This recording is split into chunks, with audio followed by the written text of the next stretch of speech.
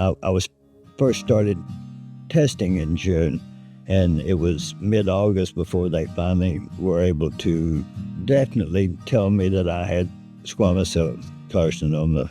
23 years later, the race is still going. I wished I had known what the journey was going to require, the side effects that I would experience, the dental issues, the pain, how to handle the pain. That was probably the worst part. And the xerostoma, the dry mouth, has probably been the worst thing about it. The trismus, not being able to open your mouth as wide as you can. The difficulties in eating is such a big part of oral cancer. My eating abilities now have changed in the last 10 years considerably. I can't eat things now that I could 10 years ago, 5 years ago. And it changes. Some things I can eat now that I couldn't eat before. So you just have to keep experimenting with it. Everyone's story is different. You can go out, you can still socialize, you can still enjoy the holidays, you can do this. And we do. Most people figure that once their radiation is over with, they're told that, your treatment options are over. They think, well, okay, I'm going to be back to normal here in a few weeks, and that doesn't happen. You never get back to that normal. You experience a new normal. I've accepted his new normal. The new normal changes every day, but he loves to cook, and he makes the best soups and the best stews, and it's just fun.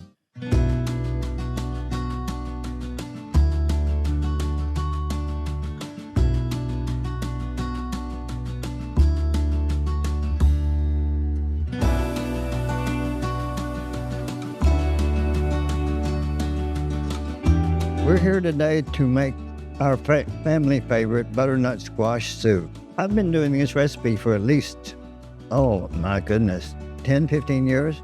It's just a good comfort food. It's something that everybody in the family enjoys. It's something that we enjoy. I probably make this 6-7 times a year.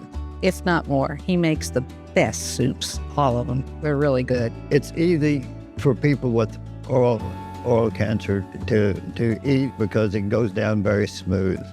So it's just something that it just brings back good family memories. What I'm using today for the butternut squash recipe is, as first, butternut squash. Then we have chopped celery, chopped carrots, chopped onions, chopped apple for sweetness, and then the butternut squash. Then we have cinnamon, nutmeg, pepper, salt, marjoram, thyme, and then as needed, and when you can tolerate it, a little cayenne pepper. Today we're using vegetable stock.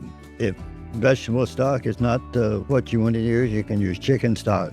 What I do is I take the butternut squash and I skin it, and then I cut the squash in half, salt and pepper it, olive oil, and then I put it face down into a baking dish and bake it at 400 degrees for about 20 to 25 minutes. Turn it over, test it for softness, and then I scoop it out, cube it up, and it's ready to go into the pot. Well, this is how the magic starts. We take the roasted butternut squash that we've taken out of the oven, then we add about a tablespoon of olive oil to the Dutch oven. Turn it to medium high. Then you add the roasted squash, dump it all in. Then I like to add the vegetable broth, do the celery, and chopped carrots, chopped onions. Now the apples for sweetness, then the spices. Add the thyme, marjoram, salt comes next, pepper, nutmeg, and cinnamon. The cayenne we're going to hold to the end and add that as needed. Now we let this simmer for about 20 minutes until the squash is softened up and the apples have softened. And then we'll use the immersion blender to blend it, making sure that all of the pieces are dissolved. Now that we have it all blended and it's nice and smooth, it's time to plate it. So what we do is we use a small bowl, just enough, and then to add to it visually, I use some sliced onion, and then, depending on your dietary needs, a little dob of sour cream. And there you have butternut squash soup. If you want, you can add just a little cayenne to the top, and there it is. Enjoy. Bon appetit. The one good thing about this recipe, you can make it a day ahead. It tastes a lot better the next day. The flavors kind of seep in. It's good, you know? And that's important too, because if you have family over, you don't want to spend all your time in the kitchen.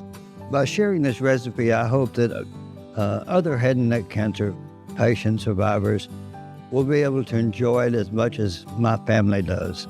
Yeah, and the kids decided that they like it. Sometimes it's empty. The bowls are empty, so that's a good thing. It tastes really good.